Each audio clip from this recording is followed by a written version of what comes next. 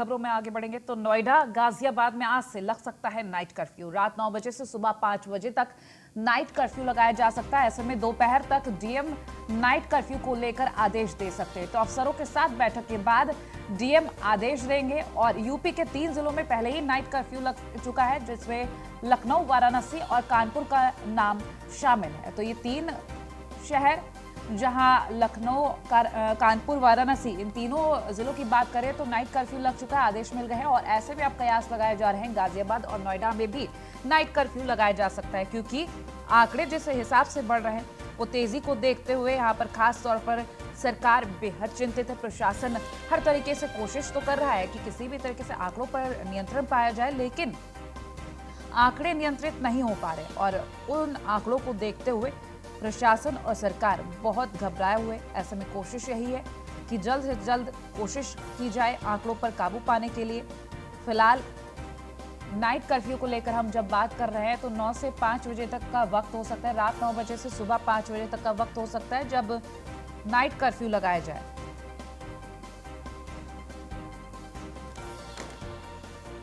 तो ऐसे में लोग जो जागरूकता लोगों में कहीं ना कहीं कम होती नजर आई थी, वो जागरूकता अब शायद पूरी हो, क्योंकि सरकार ने अपनी तरफ से कोशिश की लेकिन वो कोशिश नाकाम होती ही दिखाई दी।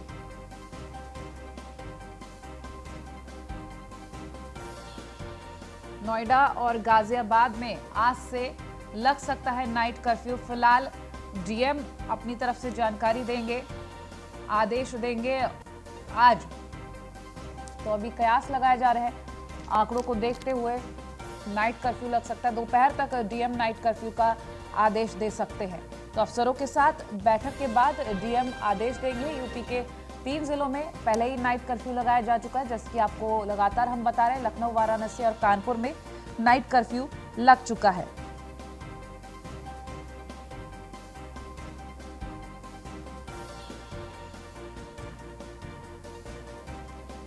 और अब ऐसे में सोचने वाली बात है कि नाइट कर्फ्यू जब लगेगा तो क्या इनसे कोरोना के आंकड़ों पर नियंत्रण पाया जा सकेगा।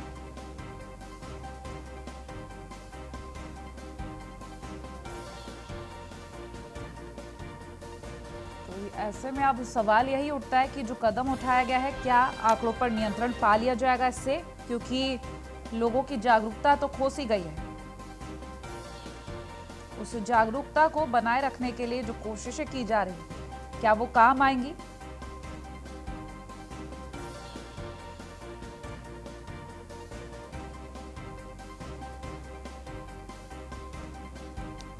क्योंकि ऐसे में जब हम सवाल करते हैं जागरूकता को लेकर, तो लोग, जब कोरोना की शुरुआत हुई थी तब लोगों ने खुद से कदम उठाए थे, खुद से एहतियात बरती थी और वो एहतियात बरतते हुए लोग अपने घरों में रुके थे। लेकिन आज लोग जागरूक भी हैं, बखूबी जानते हैं कोरोना कितना खतरनाक है, लेकिन फिर भी लोग अपने कदमों को नहीं रोक रहे।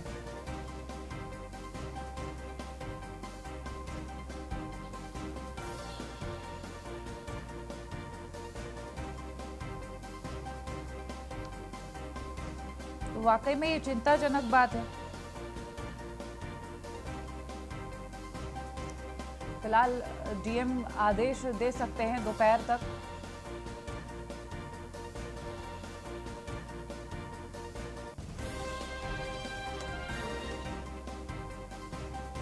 तो यादराम भारती हमारे साथ लाइव जुड़ गए और निशांत शर्मा हमारे साथ फोन लाइन पर अधिक जानकारी के लिए जुड़े हैं। सबसे पहले यादराम भारती से अपडेट ले लेते हैं। यादराम, कयास लगाए जा रहे हैं कि दोपहर तक नाइट कर्फ्यू के आदेश आ सकते हैं और ऐसे में आंकड़ों को लेकर अगर बात कर ली जाए तो आंकड़े क्या कह रहे हैं, और दूसरा, जब नाइट कर्फ्यू को लेकर अगर बातें सामने आ रही है तो तैयारियां भी पहले से ही होंगी।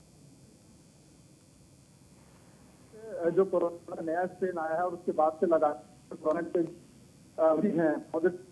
वो लगातार उस तरीके और सरकार खुद सीएम योगी लगातार अधिकारियों से बैठक कर रहे हैं और कोविड को लेकर नए या सुरक्षा को लेकर जो भी इंतजाम है वो सभी कर रहे हैं। गाजियाबाद की अगर बात करें तो लगातार केसेस बढ़ रहे हैं और यहाँ पर गाजियाबाद कोविड के मामले में नंबर 1 रह चुका है और यहाँ पर जो गंभीरता है कोविड को लेकर वो सबसे ज्यादा है। तो ऐसे में जो गाजियाबाद के डीएम है वो लगातार अधिकारियों से मीटिंग कर रहे हैं, मीटिंग चल रही है और जो नाइट कर्फ्यू की बात कही जा रही है, उस नाइट कर्फ्यू पर गाजियाबाद डीएम का आदेश दिए हैं। हालांकि अभी तक जो हमारी अधिकारी हैं, जिलाधिकारी, उनसे बात हुई, उनका कहना है नाइट ठीक है कर्फ्यू पर यादराम, बहुत बातचीत चल रही है। शुक्रिया। अब निशांत का रुख कर लेते हैं। निशांत हमारे साथ लगातार फोन लाइन पर जुड़े हुए हैं। निशांत, जिस तरीके से नाइट कर्फ्यू की खबरें सामने आ रही हैं और ऐसा कहा जा रहा है दोपहर तक आदेश मिल सकते हैं डीएम की तरफ से कि नाइट कर्फ्यू लगेगा, क्योंकि आंकड़े तो तेजी से बढ़ ही रहे हैं और ऐसे में बिल्कुल भी ऐसा नहीं कहा जा सकता कि नाइट कर्फ्यू कोई गलत फैसला होगा। लेकिन अगर जब नाइट कर्फ्यू लगाया जाएगा उससे पहले की तैयारियों को लेकर बात कर लेते हैं और कोरोना की स्थिति को लेकर बात कर लेते हैं। देखिए कोमल, सबसे बड़ी बात है कि उत्तर प्रदेश के सीएम की तरफ से हरी झंडी सभी जिलाधिकारी को दिखा दी गई है। वहीं जिस तरीके से जो डीएम सुभाष एलवाई हैं आज अपने अफसरों के साथ बैठक करेंगे और बैठक करने के बाद जो बताया जा रहा है कि दोपहर तक वो अपनी तरफ से वो भी हरी झंडी कर्फ्यू के लिए दिखा सकते हैं। नाइट कर्फ्यू का जो रात्रि में 9 बजे से 5 बजे तक ये कर्फ्यू लगाया जाएगा। और सबसे बड़ी बात है कि लगातार नोएडा के अंदर भी आंकड़े जो है वो लगातार बढ़ रहे हैं। आंकड़ों की जो संख्या है लगातार बढ़ रही है। संख्या जो अब तक मौत की संख्या बताई जाए तो लगभग 92 मौतें हो चुकी है कोरोना संक्रमित से। तो इसी को देखते हुए नोएडा अपने जो डीएम है अपने अफसरों के साथ बैठक करने के बाद ही आदेश देंगे। बिल्कुल, क्योंकि अब हम बात कर लेते हैं नोएडा में कोरोना को लेकर जो जागरूकता, क्योंकि जागरूकता कहीं खो गई लोगों की। लेकिन अब जब नाइट कर्फ्यू की बातें भी उठ रही हैं और यूपी के 3 जिलों में नाइट कर्फ्यू लगा भी दिया गया और जैसा कि बताया गया सीएम योगी आदित्यनाथ ने आदेश भी दे दिए हैं और छूट दे दी है कि डीएम पर डिपेंड करता है कि वो नाइट कर्फ्यू लगाएं या नहीं लगाएं। तो ऐसे में अब हम लोगों की जागरूकता को लेकर एक सवाल कर लेते हैं, अब क्या स्थिति है? देखिए, स्थिति की बात यह है कि जो लोग हैं, आम जनता है, वो कहीं ना कहीं कोरोना का अभी उन्हीं के मन में डर नहीं है, कहीं ना कहीं लापरवाही बरत रहे हैं। जिस तरीके से प्रशासन लगातार सतर्क होने की बात कर रहा है और मैसेज भी लगातार दिया जा रहा है। डीएम सुभाष एलवाई लगातार अपने अधिकारियों के साथ बैठक कर रहे हैं और जनता को मैसेज भी दे रहे हैं। लेकिन जिसके बाद भी कहीं ना कहीं आम नागरिक जो है, जनता है, वो लापरवाही बरत रही है। लोग मास्क नहीं लगा रहे हैं, सोशल डिस्टेंसिंग नहीं रख रहे हैं और सबसे बड़ी बात है कि लगातार इसी को देखते हुए कोरोना का आंकड़ा लगातार बढ़ रहा है पूरे देश में। अब रिकॉर्ड लगातार टूट रहा है। बहुत शुक्रिया। और पंचायत चुनाव को लेकर ये खबर, दूसरे चरण के नामांकन की प्रक्रिया जारी है। नामांकन का आज आखिरी दिन है और शाम 5 बजे तक नामांकन कर प्रत्याशी 20 जिलों में नामांकन प्रक्रिया जारी है। तो दूसरे चरण में 19 अप्रैल को चुनाव होना है। 9 और 10 अप्रैल को नामांकन पत्रों की जांच होगी। 11 अप्रैल को नाम वापस ले सकेंगे प्रत्याशी। तो नामांकन का आज ये आखिरी दिन है। 20 जिलों में नामांकन प्रक्रिया जारी है। बता दें पंचायत चुनाव 4 चरणों में होने हैं। ऐसे में खास तौर पर बात करें पंचायत चुनाव को लेकर तो नामांकन प्रक्रिया तो फिलहाल जारी है ही, लेकिन जो तमाम तैयारियां हैं उसको लेकर एक बार बात कर लेते हैं। तो बूथों पर अलग अलग तस्वीरें नजर आएंगी कोरोना को देखते हुए। कोरोना के आंकड़े लगातार बढ़ रहे हैं, तो पहले से ही 6 महीने की देरी हो चुकी है, लेकिन कोरोना को देखते हुए अब प्रशासन और सरकार की तरफ से हर कोशिश की जा रही है कि चुनाव ठीक से हो जाए, किसी को कोई खतरा ना हो। इसके लिए खास इंतजाम भी किए गए हैं। कोविड पॉजिटिव पेशेंट्स जो अगर प्रत्याशी मतदाता वो भी आ सकेंगे पूरी एहतियात बरतने के बाद। खास तस्वीरों को लेकर अगर बात करें तो नामांकन प्रक्रिया जारी है। आज आखिरी दिन है इस प्रक्रिया का, लेकिन अगर इस प्रक्रिया से अलग हटकर बात करें, चुनावी तैयारियां तो पहले से ही चल रही हैं, लेकिन लोगों में जो जागरूकता को लेकर सवाल उठते हैं उनको लेकर हम बात कर लेते हैं।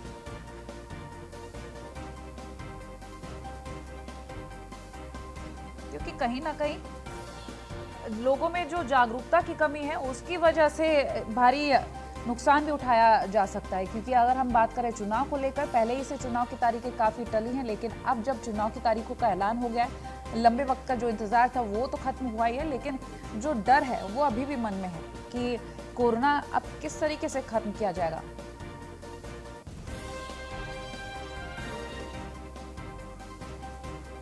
अश्विनी द्विवेदी संवाददाता हमारे साथ लाइव जुड़ गए हैं, उनसे अपडेट ले लेते हैं। अश्विनी, आज आखिरी दिन है नामांकन प्रक्रिया का, कैसी तस्वीरें सामने आ रही हैं? जो उत्तर प्रदेश में पंचायत चुनाव होना है उसको लेकर के आज दूसरे जो चरण का मतदान है उसके लिए नामांकन प्रक्रिया के अंतिम दिन तौर पर इसको लेकर के जो जिला है अलग अलग वहाँ पर तैयारियां पूरी कर ली गई हैं। साथ ही साथ जो अगला स्टेप होता है वो जो नामांकन पत्र दाखिल होते हैं उनकी जांच की जाती है, फिर उसके बाद वापसी का चरण होता है। 4 चरणों में उत्तर प्रदेश में चुनाव होना है। आज जो दूसरा चरण है उसके लिए नामांकन लखनऊ समेत 20 जिले हैं जिसमें दूसरे चरण में नामांकन चुनाव होना है, उसको लेकर के नामांकन की प्रक्रिया पूरी। और अगर बात करें जो चुनाव है पंचायत के वो 2020 में संपन्न होने थे, लेकिन कोरोना के चलते ये बढ़ा दिया गया और एक बार फिर जो उत्तर प्रदेश सरकार ने चुनाव कराने के लिए पूरी तैयारी कर दी है। और साथ ही साथ जो इस समय कोरोना की दिक्कत चल रही, परेशानी चल रही है, उसको लेकर के भी सरकार ने सख्त गाइडलाइन तैयार की है कि एक जो प्रत्याशी होंगे वो जब प्रचार करेंगे तो 5 व्यक्तियों के साथ इसी प्रचार सदस्य इससे ज्यादा होने पर उन पर कार्रवाई की जाएगी। लेकिन इसके अलावा जो तस्वीरें आ रही है वो थोड़ा सा अलग हटके आ रही है कि नामांकन में जुलूस लोगों का हुजूम इकट्ठा हो रहा है, भीड़ इकट्ठी हो रही है, चाहे उपचार के दौरान चाहे नामांकन के दौरान हो। तो इसको लेकर के भी पुलिस को सोचना होगा, चाहे जिम्मेदार लोग हैं उनको सोचना होगा। ठीक। और हम जिस तरीके से अगर चुनाव की तैयारियों को लेकर बात करें, लगभग तो पूरी हो चुकी है। नामांकन प्रक्रिया का आज आखिरी दिन है और जो प्रत्याशी हैं 11 अप्रैल है तारीख जब प्रत्याशी नाम वापस ले सकेंगे। लेकिन इससे हटके जब कोरोना को लेकर यहाँ पर सवाल उठता है, क्योंकि कोरोना का खतरा फिर से बढ़ता जा रहा है। वैसे ही तारीखों में देरी हो गई, लेकिन अब जब तारीखों का ऐलान हो चुका है तो कोरोना को लेकर एक खास तैयारी करनी चाहिए, क्योंकि अब नाइट कर्फ्यू भी लगाया जा रहा है। ऐसे में नहीं सोचा जा सकता कि आने वाले वक्त में और क्या स्टेप उठाना पड़े। तो अगर हम उन तैयारियों को लेकर बात कर लें तो जी बिल्कुल, सरकार ने पूरी तरह तैयारियां की हुई है। अगर जिस दौरान चुनाव होगा, जिस दौरान मतदान होगा, उस दौरान सोशल डिस्टेंसिंग का विशेष ध्यान रखा जाएगा। इसके लिए एक निगरानी टीम अलग रखी गई। जो प्रत्याशी होंगे जब प्रचार करेंगे उस दौरान अगर वो भीड़ इकट्ठी करते हैं तो उन पर कार्रवाई के लिए उनकी निगरानी के लिए टीम होगी जो अलग अलग जगहों पर निगरानी करेगी। साथ ही साथ जिस दौरान मतदान होगा उस दौरान भी सोशल डिस्टेंसिंग के बाकायदा गोले बनाए जाएंगे जो लगभग 1 फीट की दूरी पर होंगे।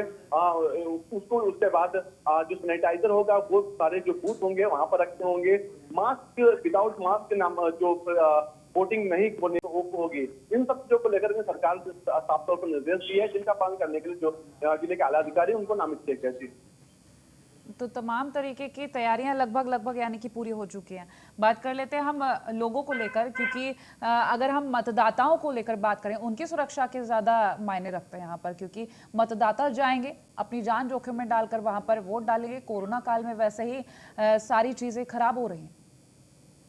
जी बिल्कुल, मतदाताओं की बात करें तो मतदाता को भी जागरूक किया जा रहा है। इसके लिए जो लोकल स्तर पर जो स्वास्थ्य विभाग की टीम है या अन्य अधिकारी वो लगातार जागरूक कर रहे हैं कि मतदान के दौरान किसी भी तरह की भीड़ न इकट्ठी की जाए, आराम से मतदान किया जाए, सोशल डिस्टेंसिंग का पालन करते हुए मतदान किया जाए, मास्क लगाकर मतदान की जाए, सैनिटाइजर है उसका उपयोग करने के बाद मतदान किया जाए। तमाम चीजें गाइडलाइन जो बनाएगी उसका पालन करने के साथ साथ निर्देश मतदाताओं को भी दिया जाएगा और उनको जागरूक किया जा रहा है। ठीक है, चलिए अश्विनी, बहुत शुक्रिया तमाम जानकारी हम तक पहुंचाने के लिए। चित्रकूट में पंचायत चुनाव के लिए नामांकन जारी है। नामांकन को लेकर सुरक्षा के कड़े इंतजाम किए गए हैं। सभी ब्लॉक में काउंटर्स बनाए गए हैं, तो शाम 5 बजे तक दाखिल किए जाएंगे यहाँ पर नामांकन पत्र। आपको ये भी बता दें कि ग्राम प्रधानों के 331, बीडीसी के 441 पदों पर पर्चे भरे जाएंगे। तो ऐसे में खास तौर पर ग्राम पंचायत के 4177 पद के पर्चे दाखिल होंगे। 11 अप्रैल को प्रत्याशी नाम भी वापस ले सकेंगे। ऐसे में फिलहाल नामांकन प्रक्रिया जारी है और ये आखिरी दिन है जब ये प्रक्रिया जारी है। फिलहाल ये खबर चित्रकूट से आप तक पहुंचा रहे हैं। पंचायत चुनाव के लिए नामांकन प्रक्रिया जारी है।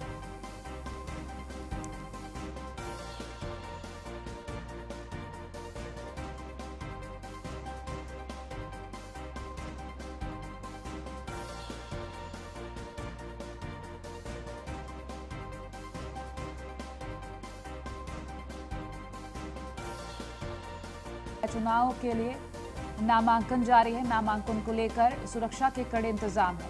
सभी ब्लॉक में काउंटर बनाए गए हैं और शाम 5 बजे तक नामांकन पत्र दाखिल किए जाएंगे। फिलहाल आपको ये भी बता दें कि ग्राम प्रधानों के 331, बीडीसी के 441 पद है जब नामांकन पत्र भरे जा रहे हैं। ग्राम पंचायत के 4177 पद जिसके लिए नामांकन पत्र भरे जा रहे हैं। आज आखिरी दिन है जब ये नामांकन पत्र भरे जा रहे हैं।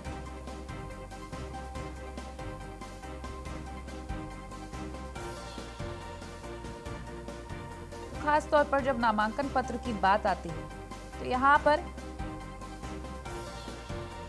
आज ये आखिरी दिन है, लेकिन असमंजस ये है कि कोरोना फिर से लौट गया है और ऐसे में कोरोना की जब वापसी में सरकार चिंतित है, मतदाता भी अभी चिंतित होंगे। तो जब वोटिंग का वक्त आएगा तब कैसे चीजें यहाँ पर संभाली जाएंगी, वो एक बड़ी जिम्मेदारी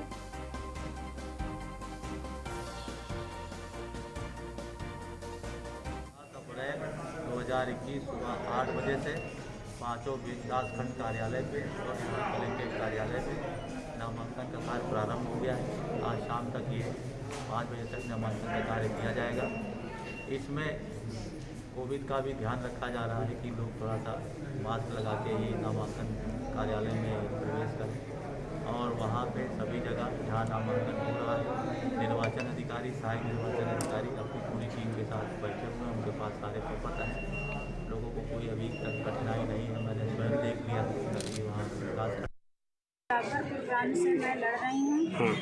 मैं जनता की सेवा के लिए स्वास्थ्य और शिक्षा, सड़क, नाली और पानी की सुविधाओं के लिए, जनता की सुविधा के लिए मैं चुनाव लड़ रही हूँ। किस गांव से लड़ रही हैं? अकबरपुर, ग्राम अकबरपुर से। देखा जाता है मेन समस्या पानी की है, तो आप पानी की व्यवस्था ग्राम सभा की करेंगी? अकबरपुर गांव से मैं लड़ रही हूँ। मैं जनता की सेवा के लिए स्वास्थ्य और शिक्षा, सड़क, नाली और पानी की सुविधाओं के लिए, जनता की सुविधा के लिए मैं चुनाव लड़ रही हूँ। किस गांव से लड़ रही हैं? अकबरपुर, ग्राम अकबरपुर से।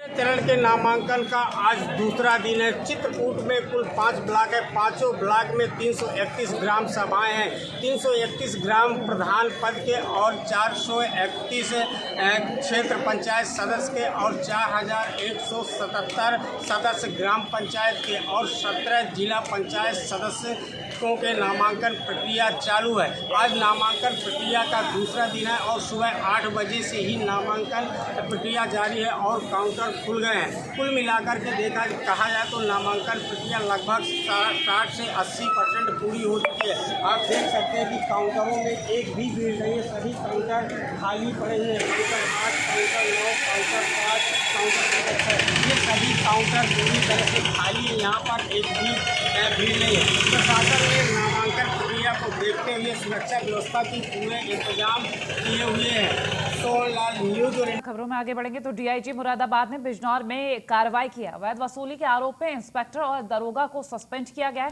बता दें सत्य प्रकाश इंस्पेक्टर और चौकी इंचार्ज रामेश्वर समेत 2 पर गाज गिरी है। डीआईजी मुरादाबाद की कार्रवाई से पुलिस विभाग में हड़कंप मचा हुआ है। थाना नजीबाबाद और जाफराबाद चौकी का ये मामला बताया जा रहा है।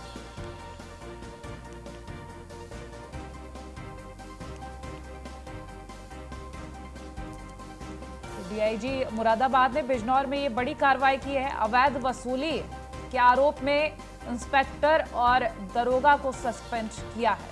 सत्य प्रकाश इंस्पेक्टर और चौकी इंचार्ज रामेश्वर समेत 2 पर गाज गिरी है।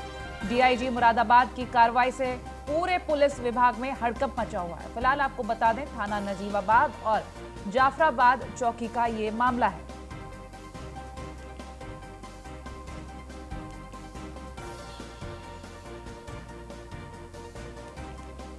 तो अवैध वसूली को लेकर ये कदम उठाया गया है। काबिल तारीफ, क्योंकि जनता में जो एक डर बना हुआ होता है उस डर को इस तरह के कदम जरूर कम करेंगे।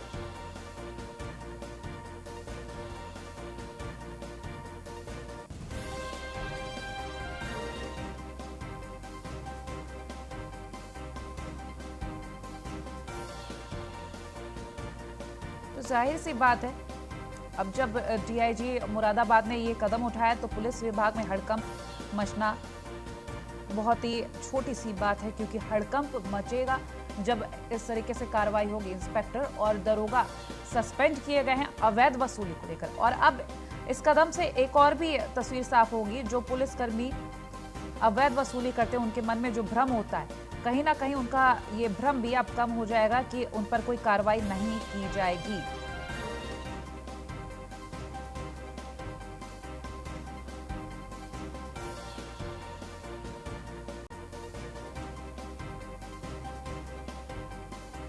तो तस्वीरें साफ होती नजर आ रही है बिजनौर के नजीबाबाद और जाफराबाद के ये मामले हैं। और फिलहाल डीआईजी मुरादाबाद की कार्रवाई से पुलिस विभाग में हड़कंप मचा हुआ है। थाना नजीबाबाद और जाफराबाद चौकी का मामला है। अवैध वसूली के आरोप पे ये कदम उठाया गया और फिलहाल दोनों को ही सस्पेंड कर दिया गया है।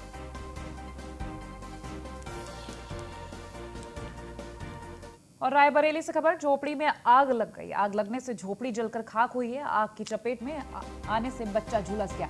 सूचना मिलने पर दमकल विभाग की गाड़ियां भी पहुंची और आपको ये भी बता दें कि दमकल विभाग की गाड़ियों ने आग पर काबू पाया है।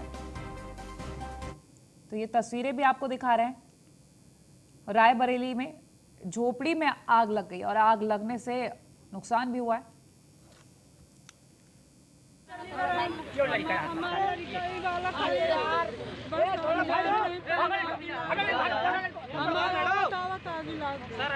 किसने लगाया? कुछ लगाया कि अपने आप लग गया?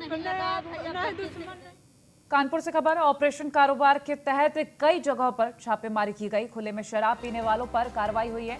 डीसीपी साउथ ने पुलिस बल के साथ ठेकों पर छापा मारा है। तो 3 दर्जन लोगों को हिरासत में भी लिया गया है।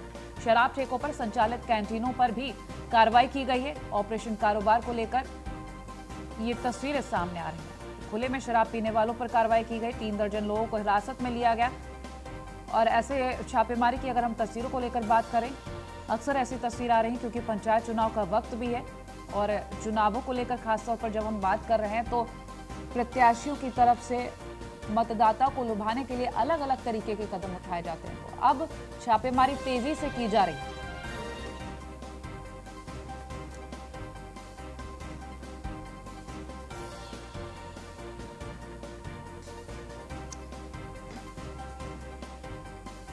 बड़ी कार्रवाई की जा रही, छापेमारी करके ऑपरेशन कारोबार के तहत छापेमारी की गई। खुले में शराब पीने वालों पर ही कार्रवाई की गई। डीसीपी साउथ ने पुलिस बल के साथ ठेकों पर छापेमारी की है। 3 दर्जन से करीब लोगों को हिरासत में भी लिया है।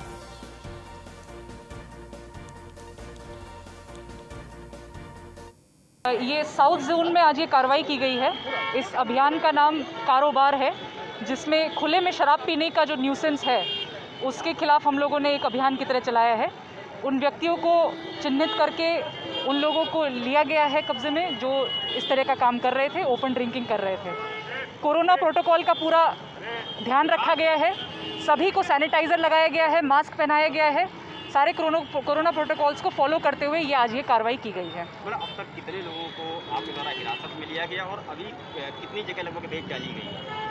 ये लगभग 3 जगह रेड डाली गई है और लगभग 30 व्यक्तियों को अभी तक हिरासत में लिया गया है। मैम, जो ठेके के बगल में कैंटीन है उन पर भी कोई कार्रवाई होगी जो वहाँ पानी गिलास और सब बेचते हैं? ये एक चरणबद्ध तरीके से इसमें कार्रवाई की जाएगी। पूरी सिस्टमैटिक प्लान तरीके से कार्रवाई की जाएगी।